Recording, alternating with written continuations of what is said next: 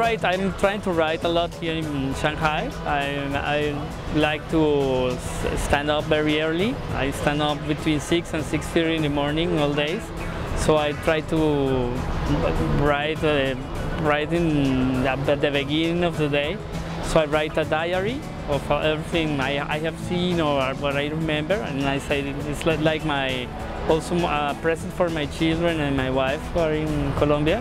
So I write it every day, and I'm beginning to develop some plots for my novel. And I'm also sending some articles about Shanghai's new life, about Latinos and about people in Shanghai to a newspaper. And so I like to, it's easy to write in Shanghai, there's a lot of time. You just have to go and to walk and to look around to find new subjects to write. It's a very amazing city. I'm very pleased to be here in Shanghai, and I think there will be many histories come from Shanghai, from this visit. Until now, I have handled it by finding out when I can get a minimum of 6 hours in front of me. If I don't have these 6 hours in front of me, I don't want to write, and I do it in the morning when I'm fresh.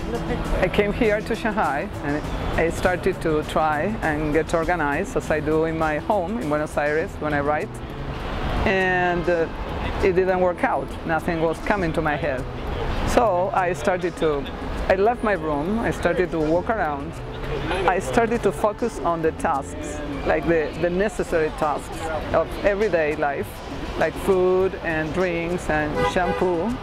And then suddenly, it's like the city organized me, and I started to be able to write, but from a different, not from a different angle, but as if I was put in a different direction, in a different route, and it just flows. For me, it's more easy to write here because I'm far from everything.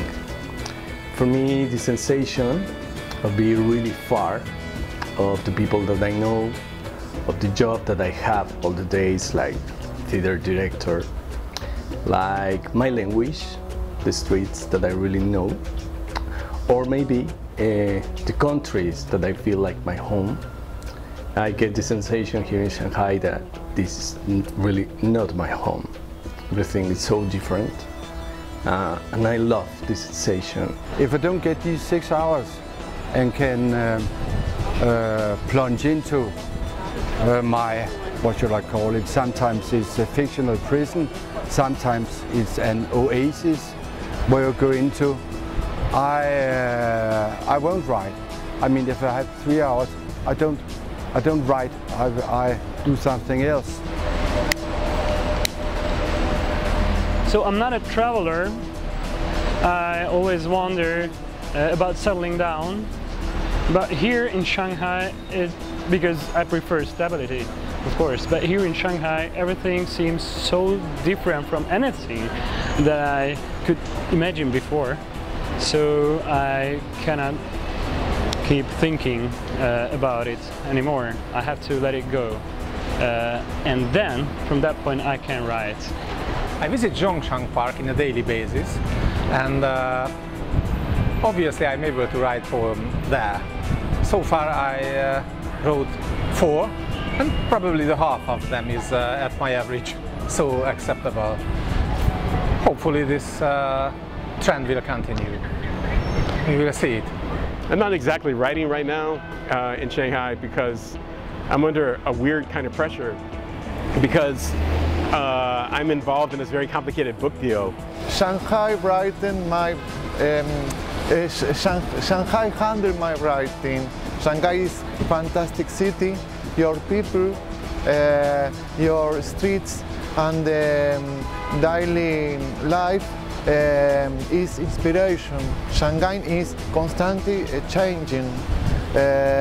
Is for the Occidental man is the city very interesting, marvelous, and I love it. I think I'd probably find it easier to write in Shanghai than at home. because I don't have all the distractions. I don't have to look after a family, run a kid around.